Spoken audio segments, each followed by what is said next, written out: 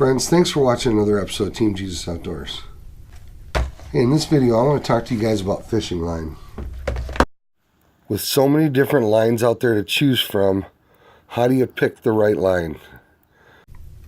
I'm going to see if I can offer my insight and maybe help you guys make an informed decision and give you a couple of tips on how to save a few bucks on your fishing line.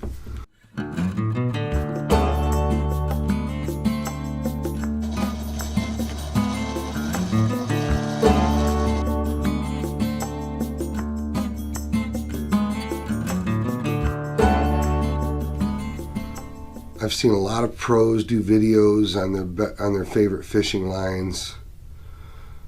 I've seen several YouTube videos on what's the best fishing line. Over the years, I've read dozens and dozens of magazine articles about the best fishing line. But to be honest with you, the fact of the matter is this: there is no one fishing line that's the best for every angler. You really need to choose your fishing line based on the way that you fish, the waters you fish, and how you fish. When I first got pretty serious about fishing back in the 90s, fishing line choices were pretty easy. Back then, pretty much everybody used mono. For a lot of years and a lot of tournaments, I used original Stren exclusively. I used it for everything. I used it for cranking, I used it for spinner baits, I used it for top waters, I used it on my spinning rods. I used original Stren exclusively. Then Braid came out and I experimented with it a little bit and I really didn't care for it much. Then Fluorocarbon came out and I experimented with Fluorocarbon a little bit and more started using more and more Fluorocarbon. But I gotta tell you guys, today fishing line's not cheap anymore. Fluorocarbon's super expensive. Braid's kind of pricey. To be completely honest with you, my favorite fishing line for general purpose fishing is Copolymer.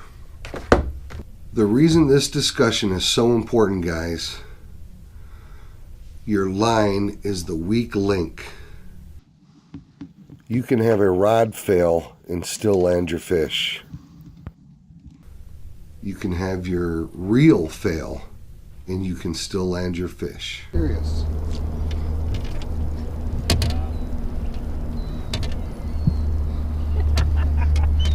That's great. Look at that. I got a giant, oh, it's a carp. It's a sheephead. You want the net? Yeah, you're gonna need a net. Yeah, I'm gonna need the net or I'll never get it back.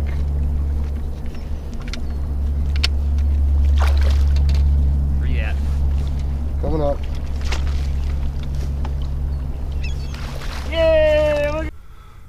You can have a hook fail and sometimes still land the fish.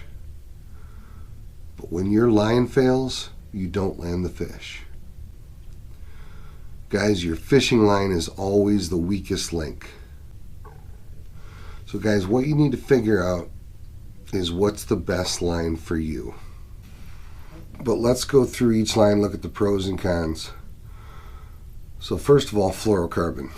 Now fluorocarbon is nearly invisible, very low stretch, pretty abrasion resistant. There are a lot of good reasons to use fluorocarbon. And I do use some fluorocarbon. But fluorocarbon is super expensive. I use a lot of Bass Pro Shops branded fluorocarbon. And it's about 25 bucks for a filler spool. So if you're swapping out your fluorocarbon every season, which if you're using fluorocarbon you probably need to, but if you're swapping your line out every season at 30 bucks a filler spool, you're spending a few $100 a year in just fluorocarbon alone. I don't know about you guys, but that's a little bit on the pricey side for me. I keep 6 spinning combos at all times ready for bass fishing.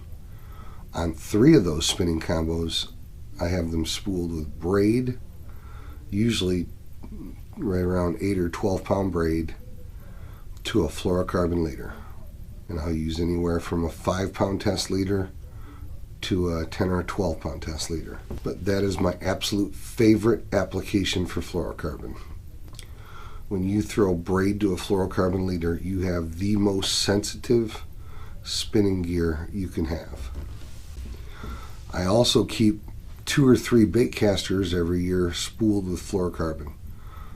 Usually heavier stuff, 15 to 17, some 15 pound test, 17 pound test, 20 pound test.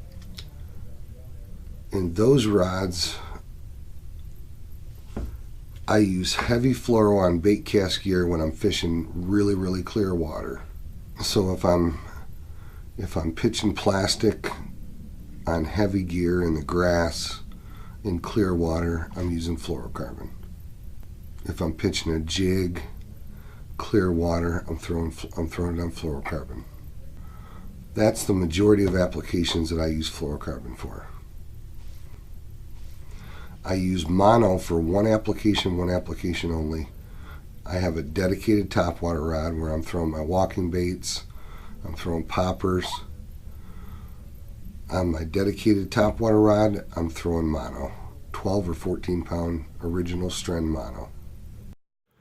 I use straight braid, usually 50 or 65 pound test, when I'm fishing pads, slop, or other real heavy cover. Guys, for pretty much everything else, I'm throwing copolymer.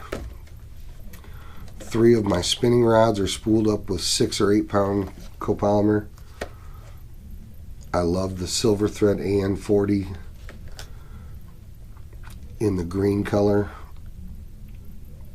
I have 22 rod reel combos that I pretty much use exclusively for bass fishing. Of those 22 combos, 50% of them are spooled with copolymer. So guys, what you need to figure out is what's the best line for you. Are you bank fishermen fishing mostly ponds and backwaters, that sort of thing, where you probably don't have a lot of real clear water? Maybe you don't need fluorocarbon at all. Are you fishing mainly dirty water, where fluorocarbon is really no advantage to you whatsoever? Do you do a lot of flipping and punching where you really need to be using braid? Maybe you're not really fishing tournaments. If you're really not fishing tournaments, you're just doing a lot of fun fishing. Do you really need to invest a few $100s a year in your line? Or could you get by exclusively with copolymer? You need to ask yourself these questions. How much do you want to spend on fishing line? Where are you fishing at? How often are you changing your line? If you're using braid, you can get away with keeping the same braid on a spool for 3-4 years. And then you can spool it onto something else and get another 2-3 years out of it, because the line that's on top that's been exposed to the water and the sun gets buried at the bottom of the spool that you just put it on. That's another good money saving tip. I'll tell you right now, that's part of the ways I save money using braid. I keep one spinning reel out of the rotation of all my reels. At the end of every year, I take the reel that the braid has been on that reel the longest, and I spool it off of that spinning reel onto another spinning reel, so the line that's on top, which is exposed to the water and the sun, gets buried at the bottom of the new reel. And then I just rotate my reels that way. You can get several years out of a spool of braid.